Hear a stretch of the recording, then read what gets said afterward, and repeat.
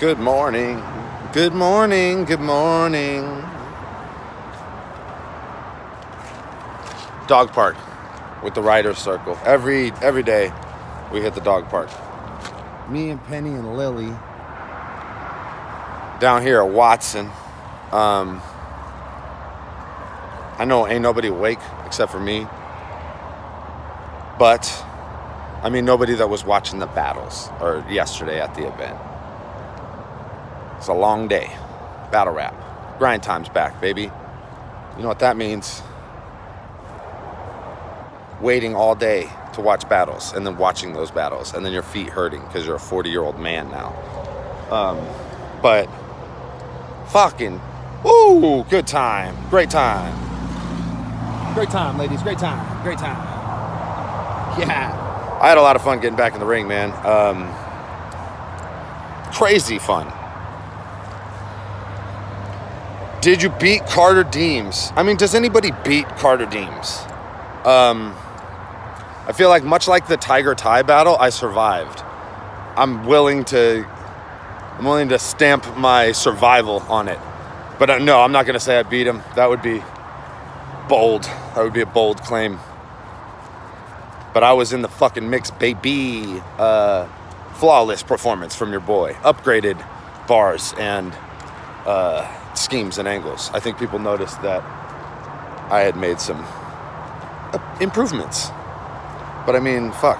It's like, yeah, y'all haven't seen me battle in a decade almost. So, of course, I made some improvements.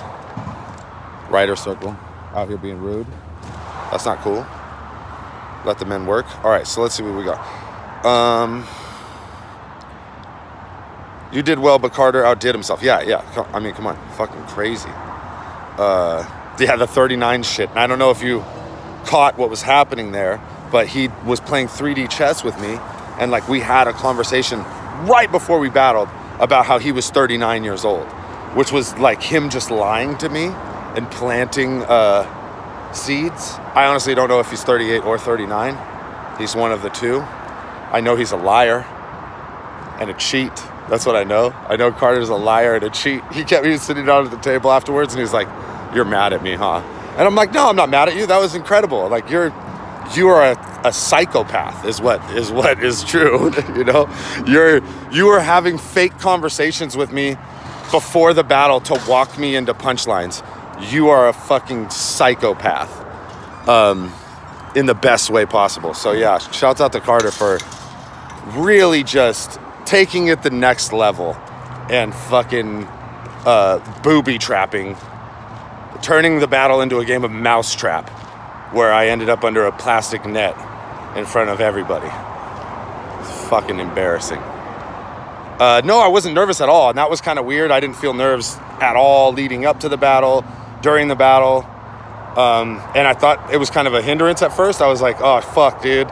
And I mean, before the battle, like right before the battle, I was doing my little fucking hop around shit. I was like feeling deadly, but not the kind of nerves that I used to feel back in the day. I just don't think I attach the same level of importance to shit that I used to, but that doesn't mean, like, arguably better now than I ever was. So moral of the story is, if you do not care, it does not matter.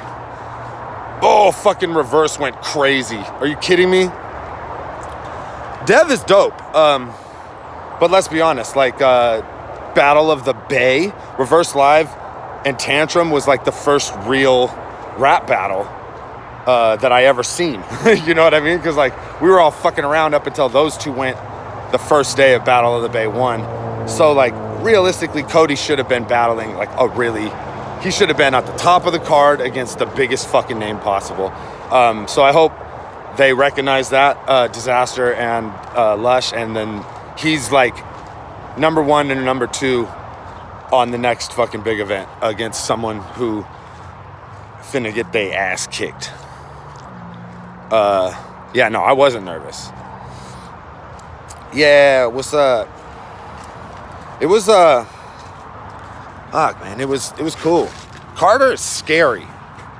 He is really tall. He's much bigger than me.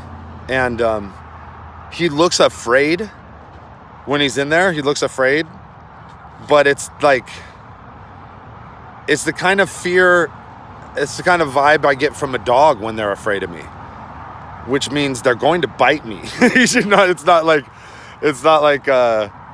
oh, they're, you know, he's cowering. Like, he's afraid, like he doesn't know what he's going to do to me. Standing in front of someone who's like fucking, you know, seems like they're 1.5 feet taller than you in the moment. Piercing eyes, fucking sweating, nervous. He is looking afraid, but afraid of like what he's gonna do to you. It was pretty fucking terrifying. Like, honestly, like top 3 most like unnerved I've been by an opponent's performance. Like, where I'm just like, God, what, dude, this guy could probably kick my ass. This is fucking terrifying, you know? And you don't get that from Carter when you're not in the ring, but once you're standing in the ring with him, oh my God, he's a fucking psychopath, dude. Okay, so Diz hit me up and he presented the battle, and it was just like, okay, I want to say there was no hesitation because of all of the things fell into place. It was the right opponent, it was the right time, and it was the right place. I could not have done this battle if any of those parts of the equation weren't there. Opponent, as far as like, I gotta be pumped up.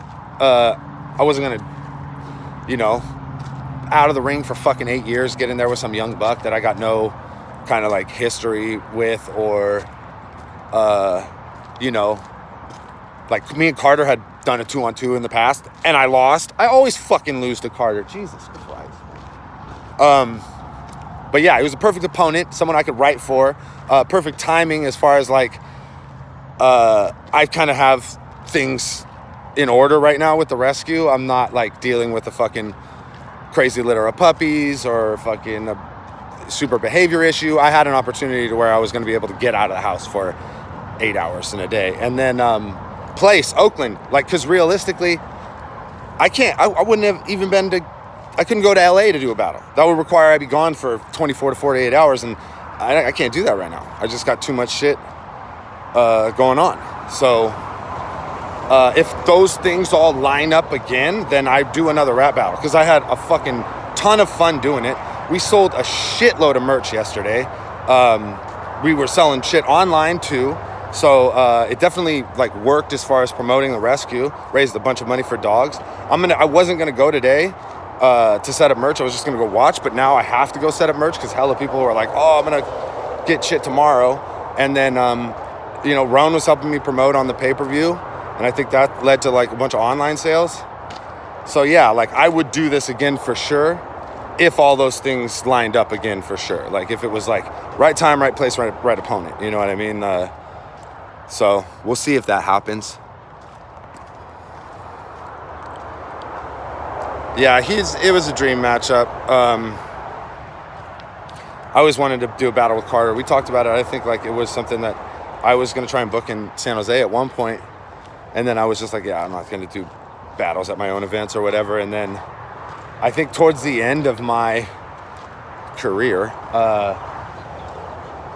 there was like a few very specific matchups I wanted to do, and that was it. So like the last 2 years of me battling, I only did like 4 battles, and they were all battles that I had planned, you know, like years prior. We never got around to doing them. DNA being like the most important one, and that was the one, that was why I was like, all right, I'll buck out on this note. Dude, I didn't even watch DNA and Satire DNA and Satire. I didn't watch Clips and DNA versus Dumbfounded and Sat. So fucking tired. I had to load up the merch and go. Seemed like a lot of people left at that point too. Like, you can't have Disaster battle easy before anybody. I don't care who it is. Like, that's not a good idea. But all in all, I mean, as far as like vibe, performances, it was a really cool fucking event, and it was really good to be back out there and see a bunch of people I haven't seen in a whole long time. Stoked on that. Favorite battle of the night? Mine? No, fucking T-Rex and fucking Big K was insane, man.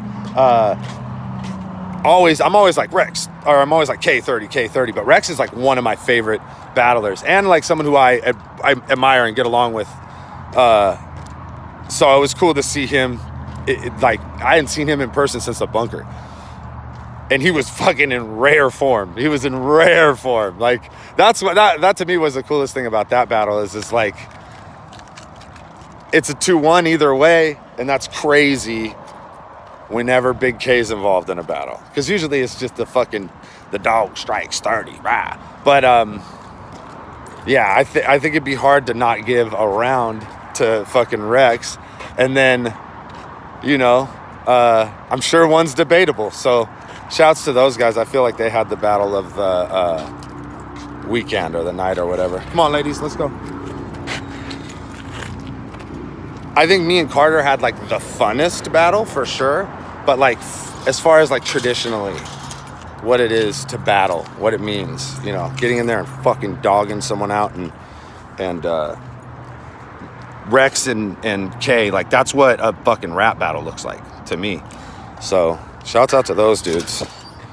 But Lo Pesci had an incredible performance. I thought that was really cool. Another one, I think Diz had shouted me and him out from like having flawless performances from coming back from a long stretch. And I don't know about Pesci, I can't speak for him, but I'll tell you, for me, it's like, the further you get away from it, the easier it seems like it is. Go ahead, up. What are you doing? Get in. Pop. That's how we do it every day.